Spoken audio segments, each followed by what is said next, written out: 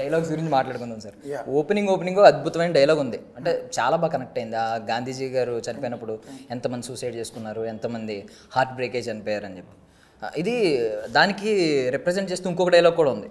మీ కుటుంబాన్ని వదిలేసి 4 పథకాలు ఇచ్చిన నాయకుడి కోసం చచ్చిపోతావా అన్నట్టు సంథింగ్. చాలా బాగుంది డైలాగ్.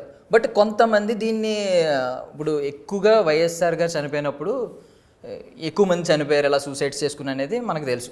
సో దీనికి కొంతమంది కనెక్ట్ చేస్తున్నారు. మరి ఇదేమన్నా మీ మైండ్లో ఇది కూడా ఉందా ఏమన్నా ఆ డైలాగ్ రాయడం? గాంధీ నిజంగానే దేశం కోసం చనిపోయిన వాళ్ళు, గాంధీ అవ్వచ్చు, ఇంకెవరైనా అవ్వచ్చు, నెహ్రూ అవ్వచ్చు, బోస్ అవ్వచ్చు, తిలక్ అవ్వచ్చు, ఓకే, భగత్ సింగ్ లాంటి వాళ్ళు ఓరి శిక్షలు అయ్యారు.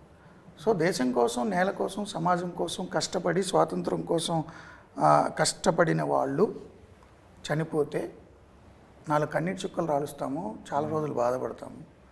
వాళ్ళ ఇన్స్పిరేషన్ని తీసుకొని మన లైఫ్లో కొన్ని మార్పులు చేసుకొని ముందుకెళ్తాం, అది కరెక్ట్.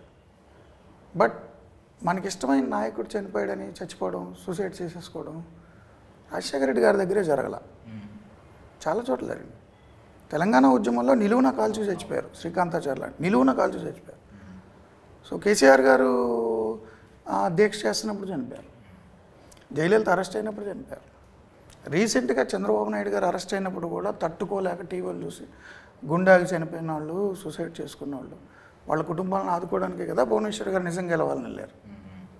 సో ఎవరు చనిపోలేదు, ఏ నాయకుడి కోసం చనిపోలేదు. నేనేమంటానంటే మీ నాయకుడుని ఇన్స్పిరేషన్ తీసుకుని మీరు కంటిన్యూ చేయండి.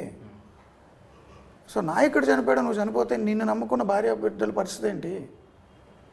ఒక కుటుంబంలో జీవనాధారంగా ఉండి నైతిక స్థైర్యాన్ని ఇస్తూ పొద్దున్నే అలా బయటికి వెళ్ళిన వ్యక్తి రాత్రి ఇంటికి వస్తాడు అనుకున్న వ్యక్తి శవంగా వస్తే ఆ కుటుంబంలో జరిగే విషాదం ఊహించగలరా? భార్య జీవితం ఏంటి, పిల్లల జీవితం ఏంటి? ఏదో అవుదాం అనుకున్న పిల్లలు ఏదోలాగా వెళ్ళిపోతారు సమాజంలో. సమాజాన్ని ఉద్ధరిద్దాం అనుకున్న పిల్లలు సమాజానికి బరువుగా మారిపోతారు. సో జీవితాలు మారిపోతాయి. సో నువ్వు అభిమానించడానికి కారణం ఏంటి నాయకుడి మీద? ఆయన చెప్పిన మాటలు, ఆయన చేసిన పాలన, ఆయన ఇచ్చిన 4 పథకాలు. నువ్వు చచ్చిపోతే నీ పిల్లల సంగతి ఏందిరా? నేను సొసైటీలో ఉన్న ఇష్యూస్ని ప్రశ్నించా. రాజశేఖర రెడ్డి గారు చనిపోయినప్పుడేనా? కేసీఆర్ గారు దీక్ష అప్పుడు లేదా? జయలలిత గారు చనిపోయినప్పుడు లేదా? చంద్రబాబు గారు అరెస్ట్ అప్పుడు లేదా? చాలా ఉన్నాయి కదా. యా